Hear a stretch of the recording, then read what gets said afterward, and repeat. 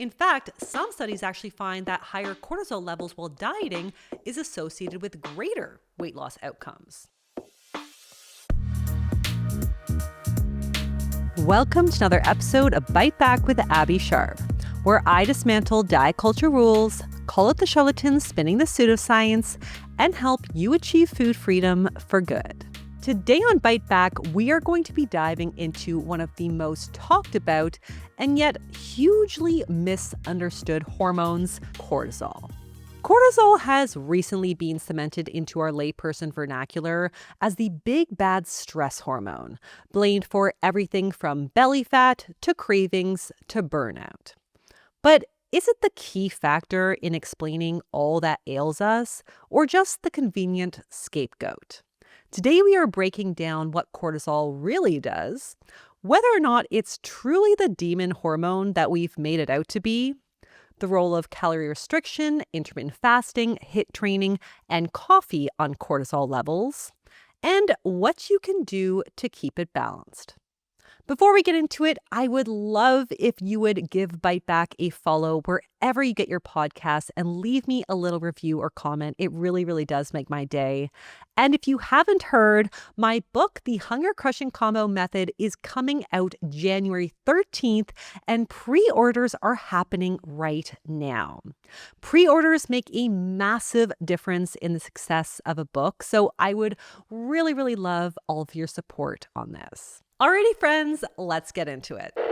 All right, to set the stage, we should probably define what cortisol actually is. Cortisol is a hormone pumped out by your adrenal glands in response to physical or emotional stressors. And while that definitely kind of paints it in a bad light, it's actually essential to life. Cortisol sets the rhythm for our day, naturally rising in the morning to wake us up out of our slumber and tapering off before bed to give us a chance to rest. Its main job is to mobilize energy by breaking down stored sugar, fat, and even protein to be used as fuel, while also helping to stabilize blood pressure to get oxygen and nutrients around our body. Little bursts of cortisol in times of need also help temporarily sharpen our attention and memory and boost our immune system to fight off stress or injury. Cortisol also plays a big role in metabolism by working alongside the hormone insulin to regulate blood sugar and energy balance. So when you eat a meal, especially one with carbohydrates, your blood sugars rise and insulin steps in to help move that sugar into the cells. Shortly after, cortisol levels also rise, which then ensures glucose is available to the brain and muscles. It stimulates enzymes that help to metabolize nutrients and even works with the gut and liver to manage which fuel gets used and which gets stored. You can kind of think of cortisol as the traffic controller of a traffic light system in our body. It coordinates the surge of nutrients when food has been consumed and the mobilization and distribution of backup energy when food is scarce. In a traffic light system, a green light, aka a burst of cortisol, tells everything to mobilize and move in a safe and calculated rhythm. And a red light, aka a dip in cortisol, tells us to slow down and rest. Without cortisol levels rising, we would all be stuck at a stand halt worse than a car on the Golden State Freeway on a Friday afternoon. So when we face a normal daily stressor like exercise or your alarm clock going off or a big presentation, cortisol tells the body, hey girl, let's do this. But if our traffic light system is stuck on green 24/7, we would be stuck living in a state of absolute chaos, danger, and pile-up accidents. This is what happens with long-term stress. When cortisol stays elevated day after day from morning through night, whether from constant work pressure, lack of sleep, or even overtraining or undereating, as we will soon discuss, the very systems that it's meant to protect start to break down. The natural rhythm becomes dysregulated, and we see devastating effects on mental and physical health. And of all the negative health outcomes of chronically high cortisol, the one that you've probably heard the most about is weight gain. And not just any weight, but that quote unquote spare tire look from extra belly fat.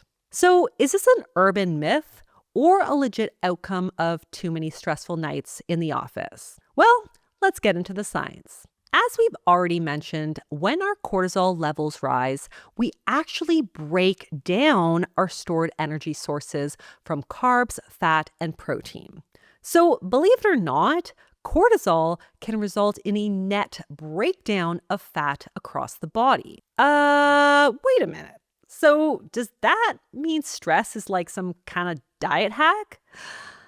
Not so fast. Cortisol has this cheeky little quirk where, despite its role in breaking down total body tissue to be used as fuel, it actually halts or decreases the breakdown of belly fat, aka the visceral fat that surrounds our essential organs. So when we look at conditions like Cushing syndrome that are characterized by excessive cortisol production, we see significantly higher levels of belly fat and lower muscle mass, which is a body composition associated with impaired metabolism and chronic disease.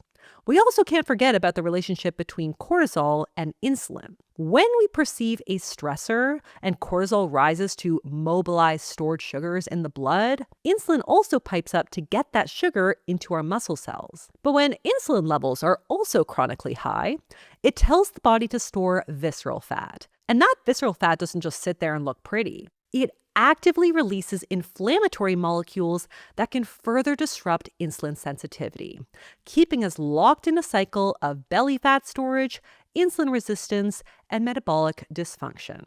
As annoying as this mechanism is, from an evolutionary perspective, it actually does make sense. In long periods of famine or danger, aka major stressors on the body, it would be protective to keep quick access energy stores close to vital organs around the gut. But in 2025, when we're more likely to be staring down a mountain of bills and deadlines than like a sleuth of threatening bears, these mechanisms are, well, kind of a bust. So here's where things get controversial and confusing. Let's just say that you've noticed this pattern. You've had a super stressful season at work, and you start to notice that you're feeling a little weaker in the gym while your pants are fitting extra snug around the waist. You assume it's cortisol doing its dirty work, and you want to reclaim a healthier body composition. So you vow to cut back calories ASAP and hit up the HIIT boot camps every single day. You've got a plan, and it's gonna be extreme. But wait! The next time you open your TikTok, you get flooded with all these gorgeous Pilates girlies swearing that cardio, fasting, or even slashing calories is going to spike your cortisol and actually make the belly fat worse. What's a girl to do? Well, let's fact check some of these assumptions together. Assumption number 1, dieting raises cortisol and makes you gain belly fat. So here's the truth. That unqualified influencer is kind of right about something. Calorie restriction does boost cortisol, with research suggesting that the greater or longer the calorie deficit, the higher the levels. And this is particularly apparent when we look at people who are fasting for long periods of time, like over a few days, where we see the highest cortisol levels. And again, if we just go back to evolution for a minute, this makes total sense because we would need that cortisol to force our body to break down all of its stored energy sources when it's not getting enough from food. Now, considering we just made the connection that high cortisol can increase belly fat storage and that dieting can increase cortisol, it would make sense that high cortisol is associated with impaired weight loss. However, research suggests that there is actually no association between cortisol levels and someone's ability to lose weight. In fact, some studies actually find that higher cortisol levels while dieting is associated with greater weight loss outcomes. And this isn't because cortisol is helping you lose weight. It's simply that a calorie deficit is associated with higher cortisol levels and weight loss. Basically, the calorie deficit is just independently associated with both of these things. But what about the risk of belly fat storage while you're trying to lose weight elsewhere? Well, that is a potential concern. And to clarify, it's not so much that your diet is specifically going to make you gain belly fat, but it may mean that you hold on to that midsection fat longer while you lose weight elsewhere. Not ideal, obviously, but sadly, you can't spot reduce body fat, so you may end up losing your boobs before your belly, and that is just largely genetically based. So, is there any better or worse way to quote unquote diet when it comes to its impact on cortisol and therefore belly fat? Well, maybe. Let's talk about intermittent fasting, aka restricting the time in which you eat.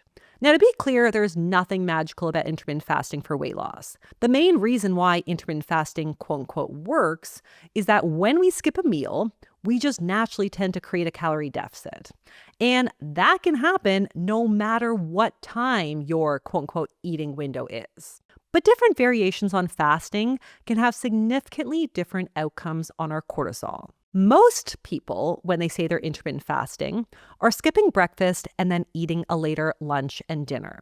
We call this late time restricted feeding. So when we fast all morning and then pack our calories in later on at night, we do tend to see an unnatural rise in cortisol levels in the evening. And again, this makes sense because eating anything will boost cortisol. Now, in contrast, when people practice what we call early time restricted feeding, where they start eating in the morning and then basically skip dinner, even when we see that there is a calorie deficit at play, we're actually looking at a more stable, natural cortisol pattern throughout the day. Essentially a normal sized bump in the morning and a tapering off at night. So why does the timing of your cortisol spike even matter? Well, cortisol participates in frequent crosstalk with other important hormones, telling our fullness hormone leptin to quiet down and our hunger hormone ghrelin to get louder. And again, this makes sense if it's mobilizing all of its energy sources to get things done. It's gonna tell its buddies that you're gonna need more fuel in the tank for the job, especially, ideally, fast fuel like refined carbs.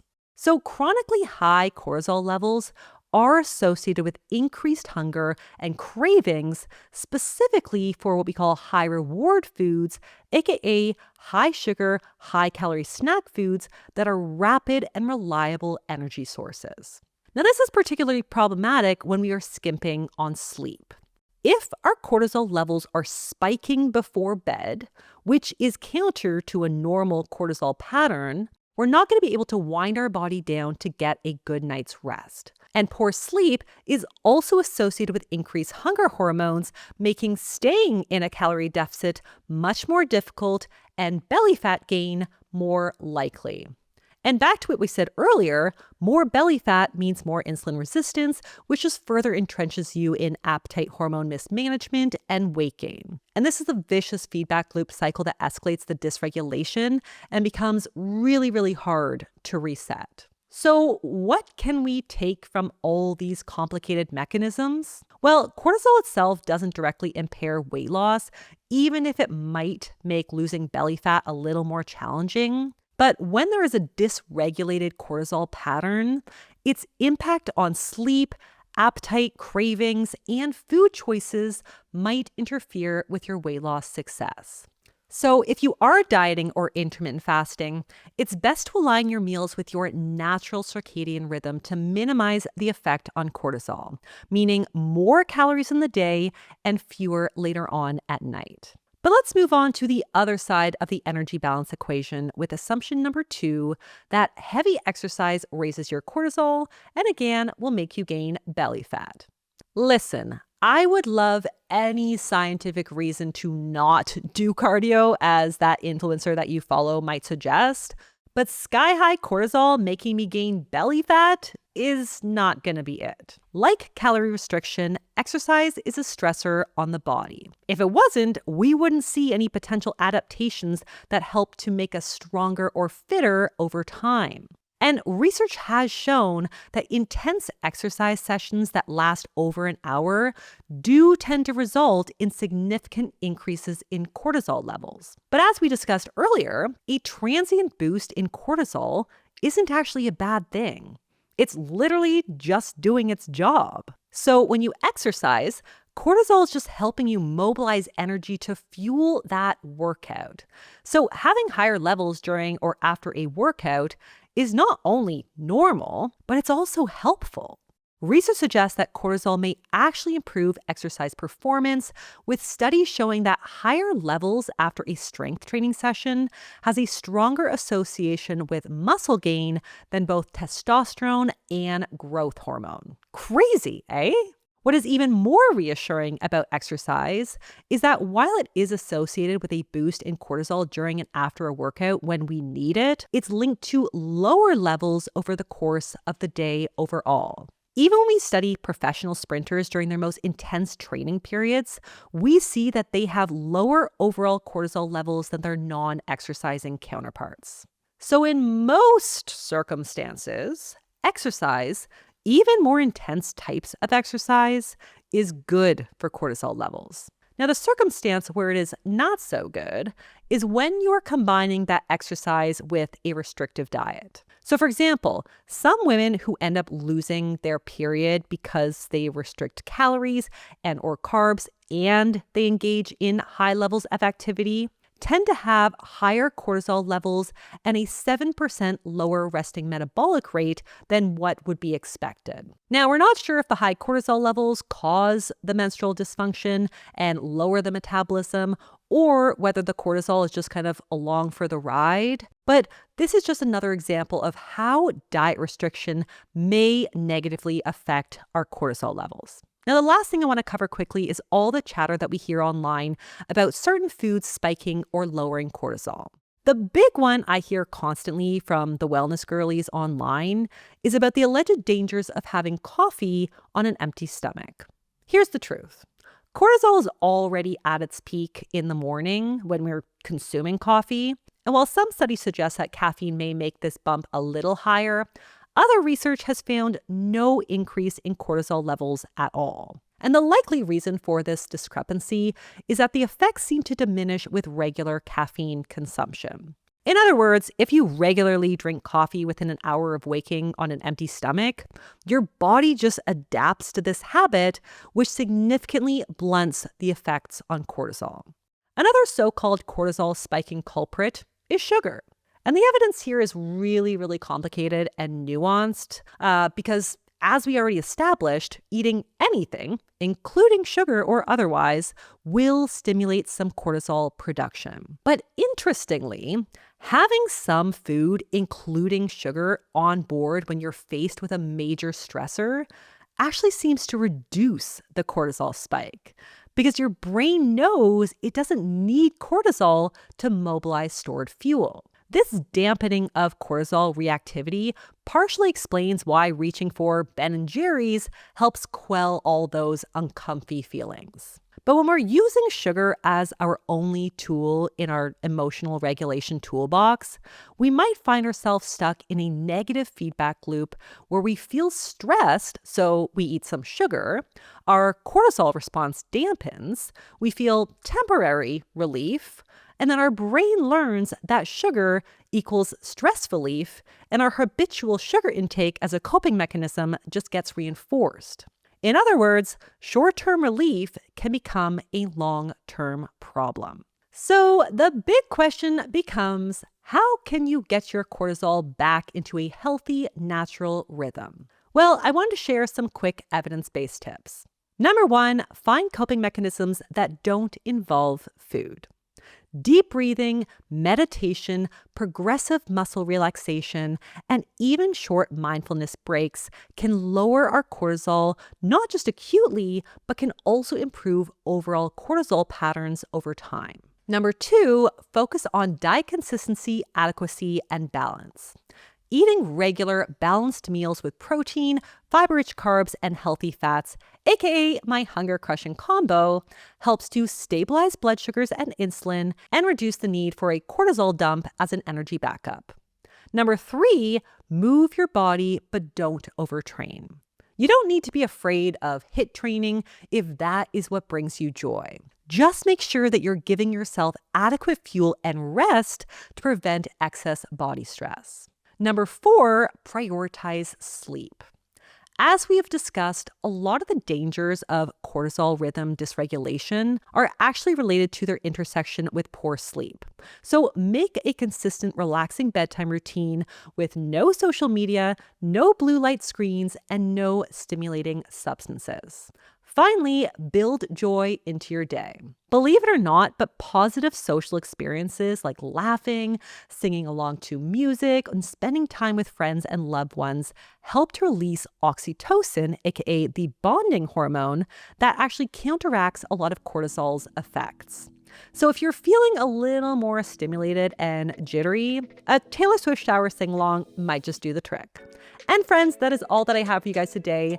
If you're looking for some amazing tips on how to build those balanced meals to quell blood sugar, insulin, and cortisol spikes, and to help support a healthy weight and body composition without the risk of extreme diets, I would love if you would check out my brand new book, The Hunger Crushing Combo Method. It is now on pre-sale, and I would love your support because pre-sales really make a huge difference in the success of a book. And that success would really keep my stress and cortisol levels down.